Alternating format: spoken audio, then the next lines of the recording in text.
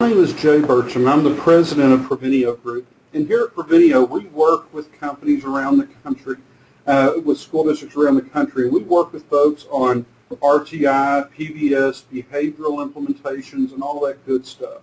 And primarily we work with folks through consulting, professional development, as well as LEAPS, our behavioral platform.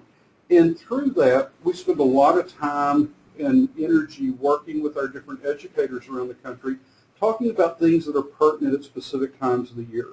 We have webinars, for example, dealing with bullying or test stress or the holiday stressors or RTI.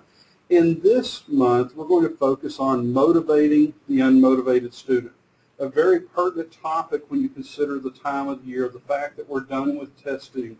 Summer's right around the corner. My kids are getting out of school the day after tomorrow and can't wait. And so how does a teacher this time of year go about motivating the unmotivated student? Well, let's jump in and get started. The first thing you look at when it comes to motivation is that there's two different types we're talking about here.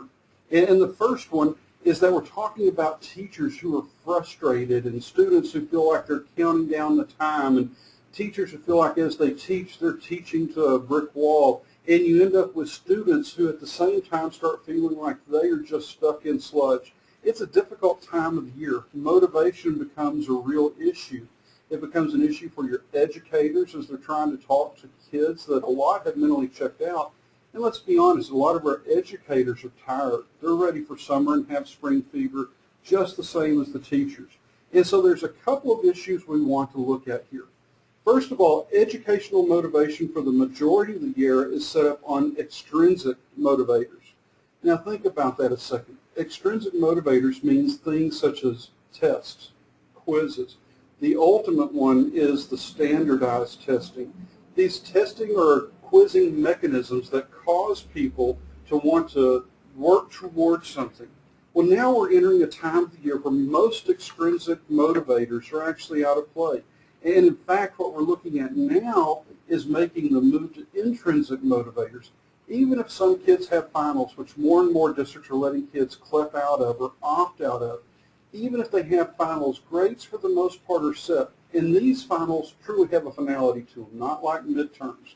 And so it's difficult oftentimes for students to make that transition from those extrinsic motivators, realizing that there's more work to be done on the other side of that point, to intrinsic motivation, or that self-motivation that allows them to participate in the educational process. So let's talk about some different mechanisms that teachers, educators can use in their classrooms and in their groups to assist during this time and still make it a time of relevancy for their classes. The first thing to look at is that if you're talking about intrinsic motivation or self-motivation, there needs to be a point at which the kids can relate to it. And so the first thing is make it real, but keep it real. Oftentimes, educators want to do things that the kids can relate to one-on-one, and you have to do that for intrinsic or self-motivation. Students have to be able to have an application of the topic for that intrinsic applicability. And so some strategies to look at have divergent methods.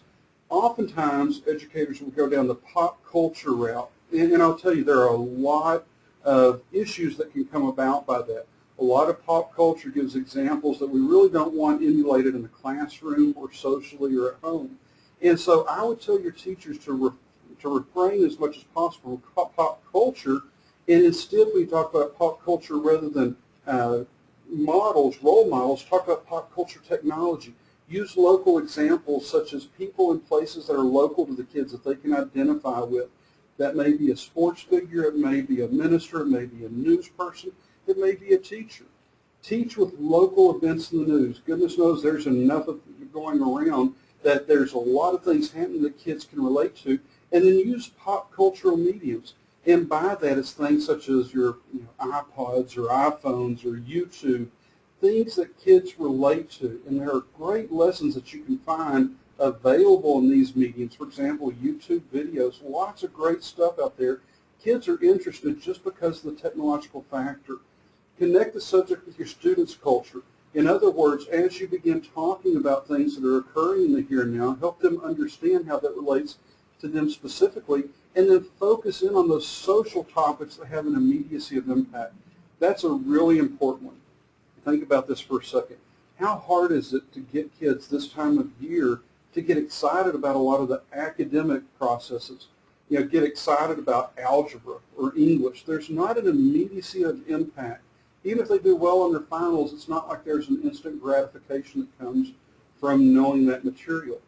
But there are immediacy of impacts. There's an immediacy of gratification that occurs from teaching social application processes, things that relate to their social lives, familial lives, the lives outside of school. And if you can chain those events together, you're much more likely to get kids that will actually begin paying attention to the lessons themselves. So make it real, but keep it real. The second factor is looking at choices. And this goes along that same road. If you're talking about helping kids relate to things that they're going to be doing over the summer, the mediums which they are going to be using, the next step then is to let them begin the controlling process, not as an abdication of authority in the classroom. You never want the teacher to give that up, but instead an acknowledgement of the maturation that has gone on from the students. As you go through the year, you start this process with our older kids, letting them, for example, pick a lab partner, or the younger kids, letting each kid be a line leader. There's a great opportunity here, especially towards the end of the year, for something called contract teaching. And this is where you turn it on to the kids and say, hey, here's a topical area. It may be social and narrative, it may be academic and narrative. Whatever it may be, to say, we're going to begin learning about this, but I want your help. I want you as a class to help structure the time we're going to spend on it. Is it going to be in vivo? Will there be role play? Will it be rote recitation, or will it be lecture format? And I want you to help come up with how we're going to score the time we've spent on it. Is it going to be by project, by test? And then what are the processes for scoring? In other words, it's almost like a council-type meeting, and the purpose of doing this is complex or contract teaching allows a teacher to put it back on their students and get them involved in the processes, often which times they're bucking up against. And so when they come up with grading scales and due dates and assignments, what's really surprising, we hear from teachers all the time that have tried this, the students come up with a much more rigorous scale than the teachers tend to come up with. And when they come up with it, they're taking ownership in it, and that ownership allows them to, in turn, get more invested in it. So one of the pieces of the puzzle to try at this time of the year is that contract teaching or complex teaching. Involve the kids in the process where it's not just being told one more thing to do, but instead listening to them as well.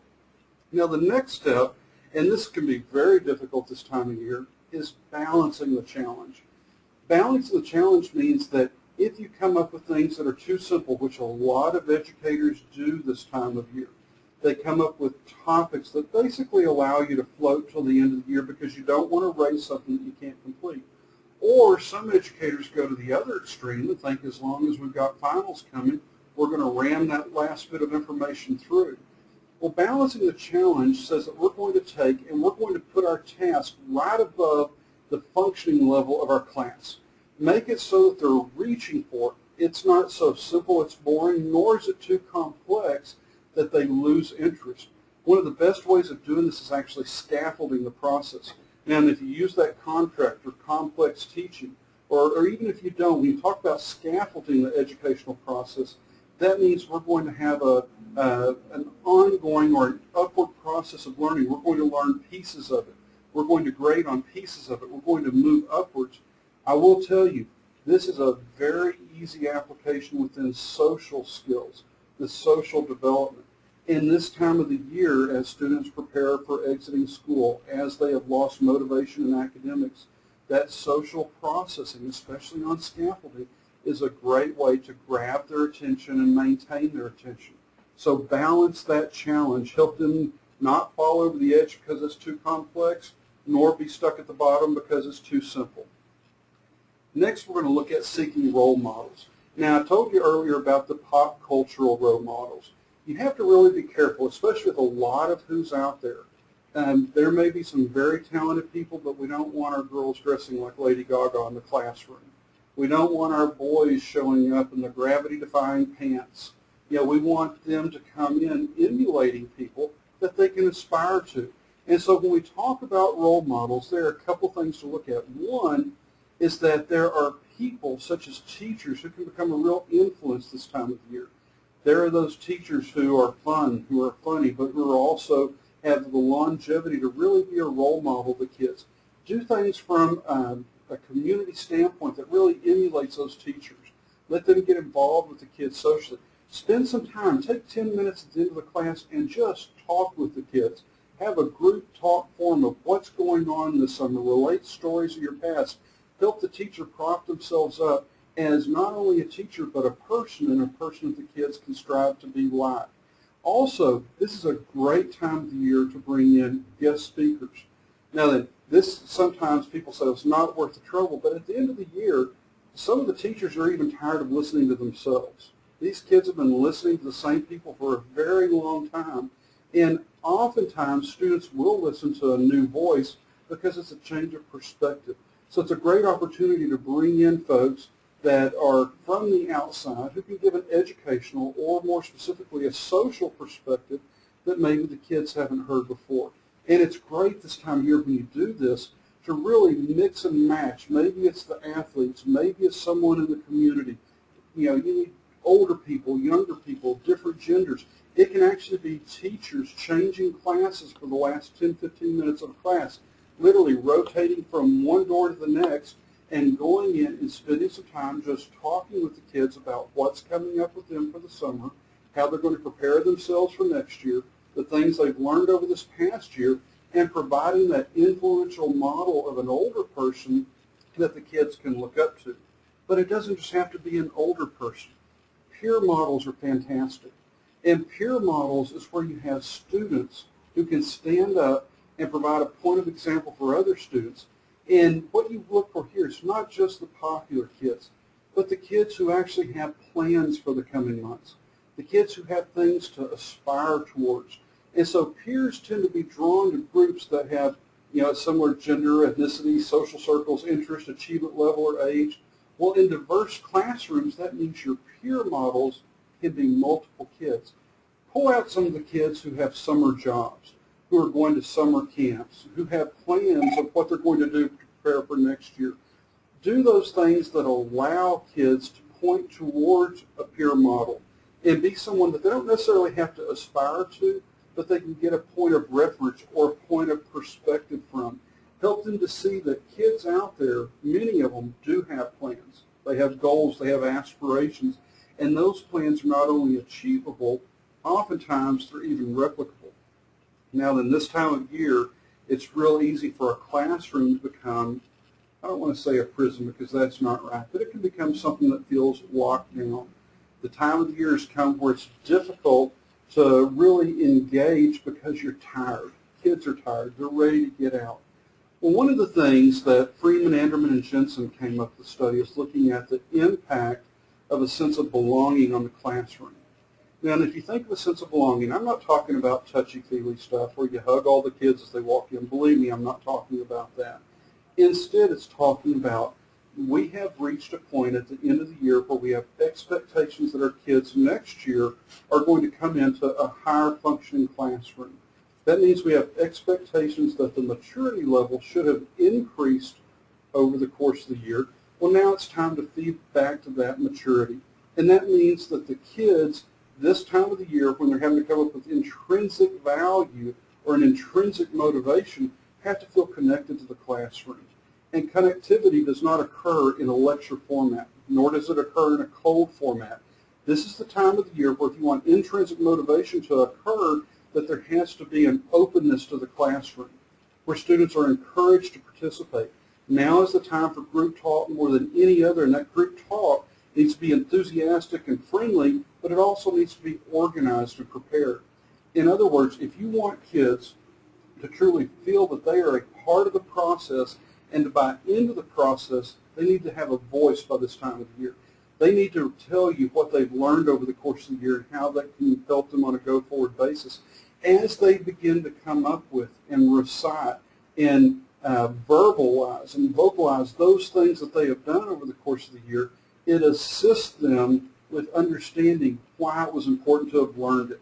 It gives them a sense of purpose to what they've spent the year studying, and it gives a sense of belongingness to the classroom. Now then, within that belongingness, it's very important for the teacher to be in control of that process. That means that teacher has adopted a supportive style. That supportive style of teaching says that we're going to have group talk.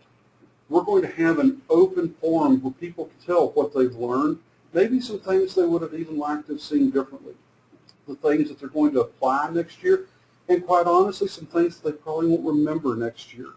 An open forum is a great opportunity for kids to talk. It's also a great opportunity for bad things to occur if the teacher's not fully in control.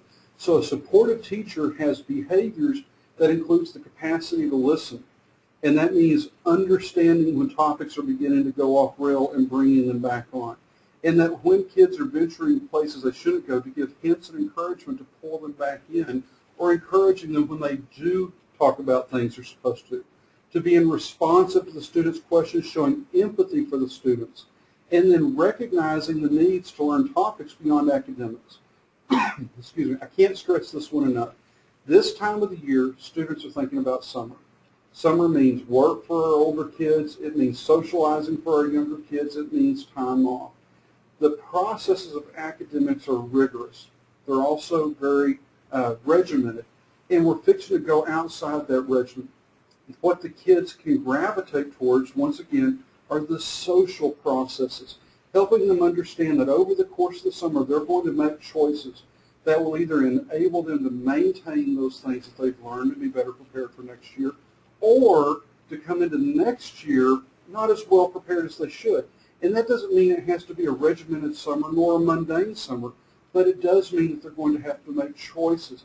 It also means for especially our older kids, they'll be making choices over the course of the summer that could do harm to them if they're not careful. Help them understand that while academics are the purpose of school, academics are not the sole purpose, that you care about them socially and developmenting socially. You care about their emotional growth. You're there to help them mature as young men and women and move on to those next steps. Now then, for our LEAPS licensees, there are several lessons you can look at to assist with this. When you go into your curriculum set, social life has some great ones, especially for our older kids over the course of the summer. Setting personal boundaries, finding the positives and the negatives in the community, understanding where they can go to spend time, where they need to avoid because bad things tend to occur, and then the expectations of society once they are in those places. Help them understand socially what they can and shouldn't do over the course of the summer, how they should and shouldn't act. Within the communications module, there's some great ones in there, especially as we're talking about doing group talk or contract teaching or some of these things that involve a more integrated classroom and a complex classroom.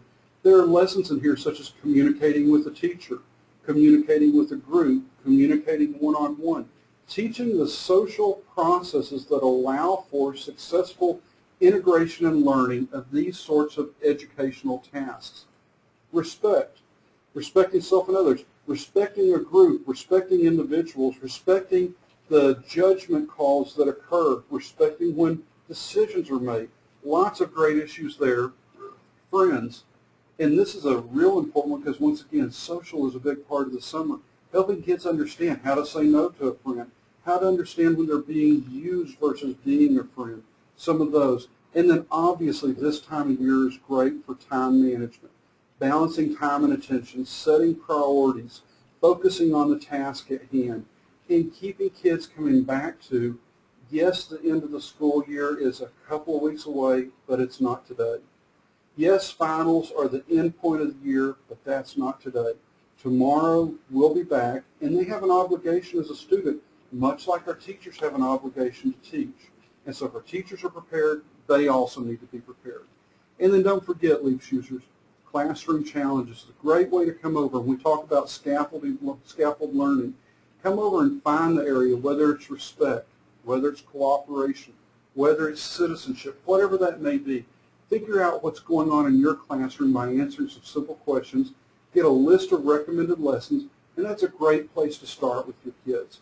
There's not that immediacy of impact and immediacy of gratification within many of the academic rigors.